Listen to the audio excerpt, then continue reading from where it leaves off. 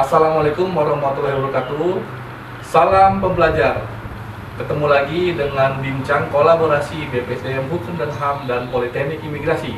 Saat ini kita kedatangan tamu yang sangat spesial, Bapak John Saroja Saleh, yang merupakan Purna Bakti Imigrasi ya Pak ya, yang sangat senior dan kita hormati bersama.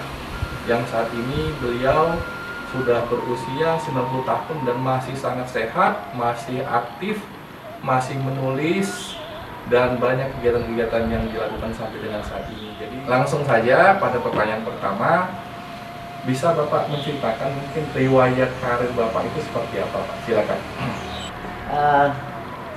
Saya lahir di kota kecil di Pati tanggal 17 April 1930. Saya mulai kariernya setelah saya jadi ajudan ahli imigrasi tanggal 1 Mei 1953, penempatan pertama di kantor imigrasi Jakarta Raya.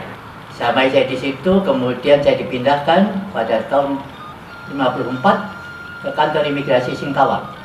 Saya dipindahkan ke Surabaya pada akhir tahun 54. Saya bertugas di Surabaya sampai tahun 58. Tahun 58 saya pindah ke Sumatera Selatan, kemudian buka pos imigrasi di Pelaju dan Sungai Gerong, dan kemudian bertugas di kantor imigrasi Palembang.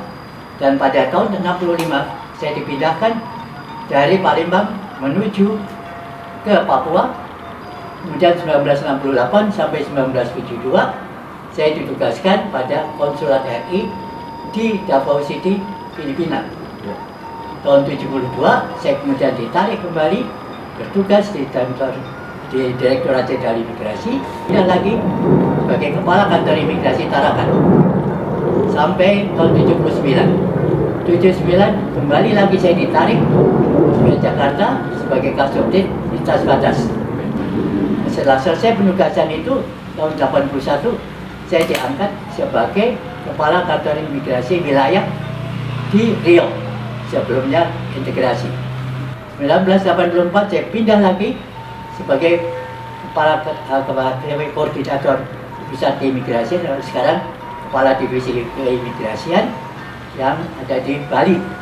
Itu 84 sampai 86.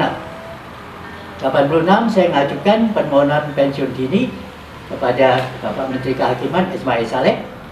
Kemudian pada 1 Januari 1987 saya resmi. Terima kasih Bapak. Pertanyaan berikutnya, melihat betapa cepatnya perombakan transportasi, telekomunikasi dan sebagainya, menurut Bapak ke depan ini apa tantangan-tantangan terbesar imigrasi?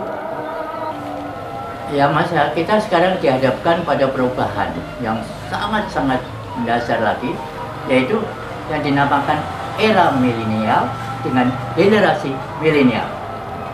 Ini adalah perubahan suatu mindset yang bukan main.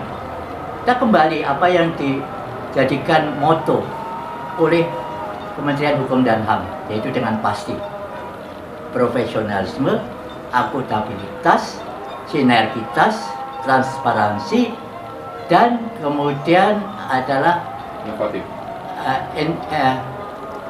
inovatif. Itu pasti. Dan itu benar.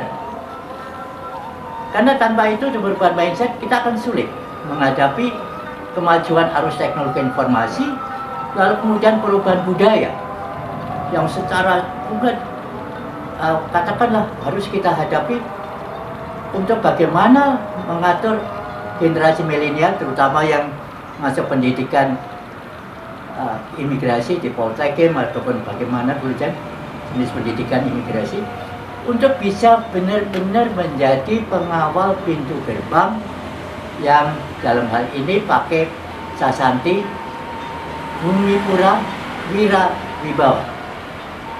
Itu Sasanti kita, yang artinya menurut saya itu pengawal imigrasi sebagai pengawal pintu gerbang negara yang dalam tugas misinya melaksanakannya dengan secara wira, itu berarti berdasarkan asas kemanusiaan dan keadilan untuk kemudian menjadi pengawal pintu gerbang negara yang berwibawa. Itu bunyi Sasanti itu demikian, dan itu harus dilakukan. Kalau toh saya harus menyampaikan pesan pada generasi yang sekarang ini yang datang, saya hanya pesan ada di sini. Ada, pertama-tama adalah kalau kita menghadapi masalah itu, terutama di dalam manajemen, terapkanlah 5W 1H. Yaitu rumusan itu what, which, when, where, who, how. Itu prinsip manajemen. Lalu berikutnya, saya juga tahun 2010 membuat sesuatu rumusan, yaitu 5C secara filosofis, kemudian 5C secara sosiologis, dan 3D secara psikologis. Kita lihat secara filosofis, 5C itu dimulai dengan yang dinamakan karakter. C kedua adalah capacity. C ketiga adalah kompetensi. C keempat adalah culture. Dan C kelima adalah conduct. Kalau secara sosiologis, itu 5C saya artikan dengan change, challenge, chance, choice, commitment.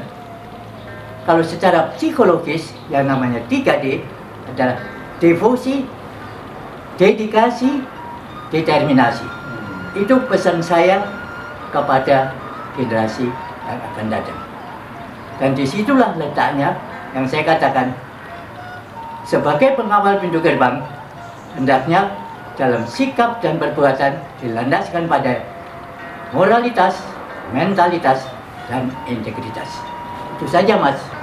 Dan itu berat. Nah, yang menarik, Pak, di usia Bapak saat ini yang umur 90 tahun ya Pak ya, Bapak masih sehat, masih katakanlah beraktivitas, masih produktivitas. Itu kan tidak banyak orang seperti itu tuh. Kira-kira kami pengen tahu Pak, apa resep dari usia panjang itu, kemudian apa visi Bapak dalam memaknai kehidupan? Itu semuanya kembali pada satu, Mas. Dalam kehidupan kita, dalam keadaan apapun juga kita wajib bersyukur kepada Tuhan. Itu pola hidup yang pertama. Itu saya katakan, saya menjalankan 3 pola. Pola hidup yang pertama, pola hidup. Wajib mengucap syukur kepada Tuhan dalam keadaan apapun juga. Maksud Bapak dalam keadaan senang maupun sedih kita dalam keadaan berkekurangan maupun berkelimpahan, kita tetap mengucap syukur. Tidak mengeluh, ya Pak. Mengeluh itu memang sudah biasa. Manusia juga, saya juga tidak terlepas dari mengeluh. Tetapi ucapan syukur itu harus. Dan ini ujian keimanan kita. Apakah kita di dalam keadaan yang sulit masih kita makin dekat pada Tuhan atau tidak? Itu pola hidup. Wajib mengucap syukur. Pola hidup yang kedua, yaitu namanya pola kerja. Pola kerja. Manusia menciptakan, Tuhan menciptakan, Tuhan menciptakan manusia, kan? Manusia menciptakan pekerjaan, kan? Ya. Kenapa pekerjaan mesti harus membebani kita, menguasai kita? Kan kita yang menciptakan kerja, jadi kita yang harus ngatur kerja. Bukan kerja yang ngatur kita. Hari ini masih ada kerjaan, besok ada, lusa ada, tahun depan pun sampai kapan Mas masih bertugas, tetap ada kerjaan. Itu yang kedua. Ketiga, pola makan. Berhenti sebelum kenyang. Titik, itu aja. Dan saya lakukan itu. Baik. Tidak lebih, tidak kurang, Mas. Menurut Bapak, hal-hal apa saja yang harus diimprove, ditingkatkan agar kompetensi standarisasi yang diharapkan itu bisa tercapai, Pak? Selain mungkin salah prasarana yang kita lihat sekarang saat ini kita lagi berbenah juga. Ini ya, Mas, kalau lihat BPSDM ataupun kompleksnya sekarang begitu bagus. Yang penting adalah bagaimana kita melestarikan lingkungan lebih dulu. Ini penting. Karena kalau tanpa melestarikan lingkungan, kita akan sulit sendiri. Baik. Kedua, mereka ada di sini untuk memasuki area pendidikan ataupun lingkungan pendidikan. Yang harus dirubah pada pertama-tama adalah mindset. merubah orang untuk menghadapi tantangan ke depan. Jangan dikatakan, wah kemarin aja begitu, tidak bisa. Sekarang dan ke depan itu sudah lain. Apalagi ke depan, katakanlah 25 tahun ke depan. Saya tidak bisa mengatakan bagaimana nantinya. Tetapi mulai dari saat kita harus ancang-ancang merubah mindset demikian rupa demi peningkatan, katakanlah, sumber daya manusia yang benar-benar efisien, efektif, penuh inovasi, penuh juga integritas. Itu saja. Dan itu tidak gampang. Siap. Baik Bapak, taruna sekarang ini harusnya rame nih Pak. Harusnya rame, orang-orang berseragam, baret, pakai pangkat. Namun karena kita lagi pandemi seperti ini, mereka sekarang belajar di rumah. Tentu mereka juga sangat berharap nasihat dari Bapak. Bagaimana waktu Bapak mungkin belum belajar, gitu kan Pak. Bagaimana nanti Bapak bekerja, seperti apa? Apa yang pesan saya pada mereka? Mereka taruna-taruni yang ada di Poltekkimi itu wajib mengucap syukur bahwasanya untuk jadi pengawal pintu gerbang negara disediakan sarana pendidikan yang demikian bagusnya, lingkungan demikian mendukung. Ya tinggal aja bagaimana kalian itu bisa melaksanakan tugas sebaik mungkin. Baik Pak. Itu saja pesan saya. Terima Tidak usah yang apa yang itu, tapi pokoknya bagaimana kalian itu dituntut melaksanakan tugas sebaik mungkin dan menjadi orang yang bersyukur Pak ya. Dan tetap tidak boleh melupakan wajib mengucap syukur kepada Tuhan atas berkatnya yang berlimpah, karena bisa mengikuti pendidikan menjadi pengawal pintu gerbang negara itu tidak gampang. Banyak yang katakanlah godaan, kemudian rayuan maupun imbingan. Nah ini bagaimana? Jadi itulah yang saya katakan. Nomor satu adalah moralitas. Kedua, mentalitas, termasuk budaya kerja. Ketiga, baru integritas. Sahabat pembelajar, demikianlah bincang-bincang kita kali ini dengan Bapak John Suryo Saleh. Sampai jumpa di episode selanjutnya.